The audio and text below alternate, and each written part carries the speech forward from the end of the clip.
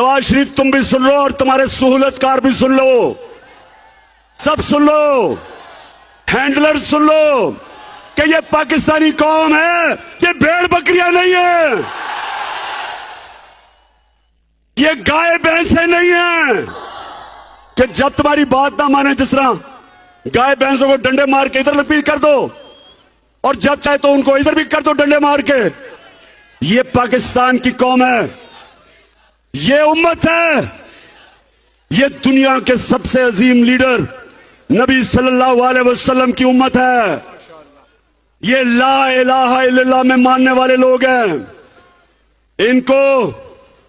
अगर आप ये जो जबरदस्ती कोशिश करेंगे कि इन चोरों की हम हिमायत करें या इनकी क़यादत को कबूल कर दें, मैं आज आपको कह रहा हूं कि कौम आपके खिलाफ हो जाएगी। कौम किसी के साथ जो इनके साथ होगा